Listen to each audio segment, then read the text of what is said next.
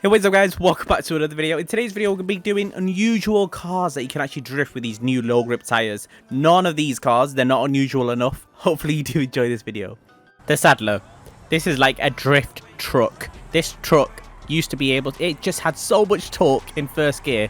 And now with low grips, it has too much torque. And you can slide this thing surprisingly well. You can kind of do long drifts, even though this used to be a first gear drifter. And now you can put a trailer on your Saddler and drift with the trailer. The Saddler is a truck that I used to recommend because of its torquiness and how you could drift it before. But now, oh my god, this is an amazing, amazing drift vehicle. And people are just gonna tilt their head looking at you in GT Online drifting this. Yeah, it's so easy as well. It's not even like it's hard. And I'm pretty sure you will definitely turn some heads in GT Online. And as you can see, it is very, very slippy. Another surprising one, the Stainer. The Stainer is, first of all, surprisingly fast for what it is. So, being fast with low grip tires, this pedestrian vehicle can drift. Now, I do prefer lowering it, but as you can see, without lowering it, you can still drift this car. And, and it's a lot better than most vehicles. There we go. I've now lowered the car. And, yeah, it's slidey. And this now can do way longer slides than it could when it wasn't lowered. And, just try it out, guys. I mean, the car is what? How much? Most cars on this list are really cheap, like under a 50k. And yeah, this is something that you can get off the street. You already know it. And look, it's already got too much torque. Definitely something I advise. You should just make a garage, buy a garage, and get these weird vehicles to drift out. And then you can remember when you go through your garages that, oh yeah, that's the garage which I've just got stupid drift cars. The Raiden. What an amazing drift car. It's really good. But when you hop into it, you'd be like, hello, this is not good at all. That's because this car is very different when it comes to drifting. You cannot drift like this like any other car on this list. And yeah, of course, it's an electric car and it's a really fast electric car. So you need to make sure that when you're mid-drift, you don't just, end up fully accelerating, just getting faster and faster like this. It will mess you up a lot. So the way you want to drift this vehicle is handbrake first and then accelerate. And then when you do, it's not that hard. So you need to remember to handbrake and then accelerate. And then this car becomes a really, really good drift car. Of course, it's all-wheel drive, so that's another factor. It being all-wheel drive, it being really torquey, because you can't just hold handbrake with this. If you do, it will just wheel spin from the front. So if I was to try to hold handbrake here, it just wheel spins. It's not like any other car. But yeah, if you already have the Raiden, it is quite an expensive car. But if you already do, put low grips on it, try it out, and see how good it is. The Huntley S. A vehicle that only cost 195k, and I spin it on the first corner. But it does show how torquey... Oh my god. It shows how torquey this thing is. It is very slidey for an SUV. I haven't even stanced this vehicle yet, and it's already so slippy that it's spinning out on me. It goes way more at an angle than you actually want it to go. I'm trying to do the smallest of angles, but this thing just wants to go all vertical. Now let me just lower the car.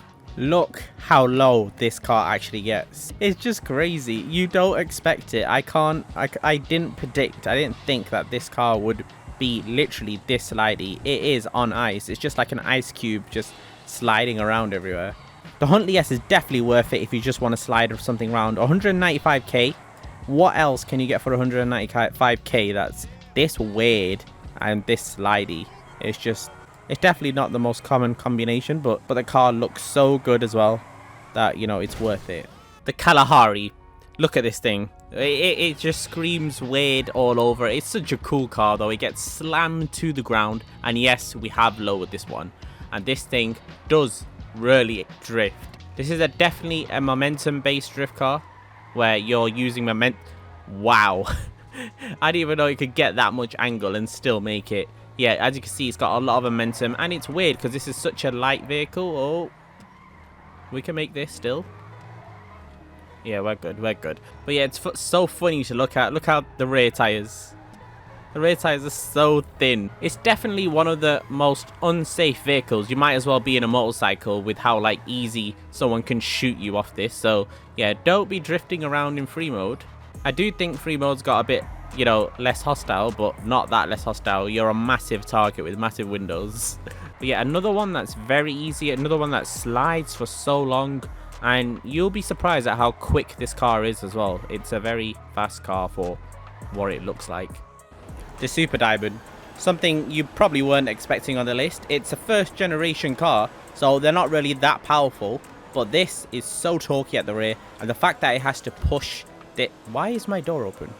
The fact that it has to push this lump, yeah, it really does wheel spin quite a lot, and it's almost perfect for any corner. You don't need to handbrake.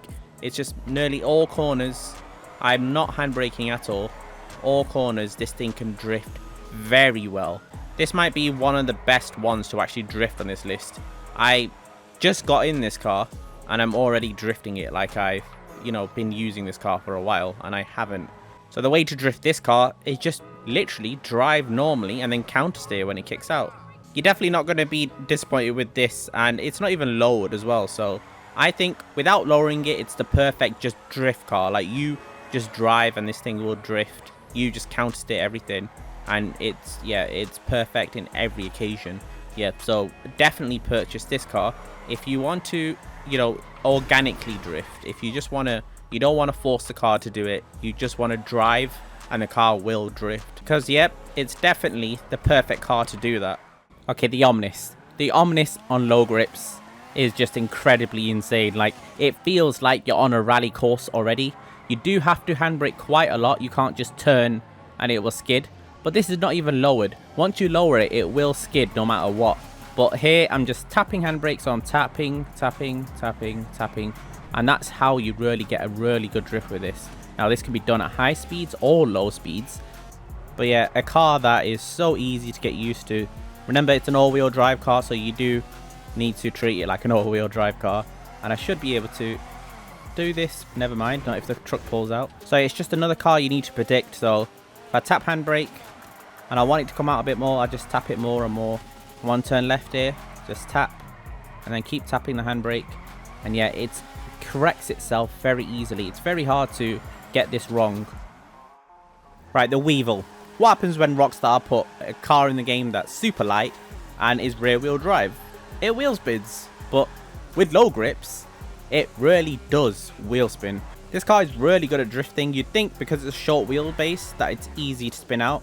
You can spin it out, I have spun it out, but it's not that easy. The Weevil is another car that I recommend to kind of tap the handbrake. It needs some assistance. Like, it doesn't wheel spin from the rear if you just, you know, if you stay in first gear, yeah, but you need some assistance if you're past first gear. If you're going more than 30 miles an hour, you will need some assistance. But with that assistance, this car looks amazing drifting. I mean, it looks unnatural, but looks good doing it. The Lurcher, the Halloween car. I know you're probably thinking, look at this thing, it's so long. Well, that's what makes it really controllable and really fun as well. This thing takes up most of the space wherever you go. Like, this is the longest car on this list. It's not longer than the Hummer, the Patriot Stretch, but it's definitely up there. This thing needs a lot of space. Yeah, and a car, of course, it's a muscle car. Down under, it's the Buccaneer. That's why we've got very good, like, drift handling. We've got muscle car handling on a hearse, basically. It is a hearse. The bad thing about this is you need to get it on Halloween. That's the only real place you can get it. The bad thing about this is you have to get it on Halloween. It's only accessible on Halloween. If you have bought it once before, you can purchase it again. So yeah, it's that's the one bad thing about this car. Thank you so much for watching, everyone. Hopefully you did enjoy this video. If you did, I would appreciate a subscribe if you're not already. And yeah, thank you so much for watching. See you guys in the next one.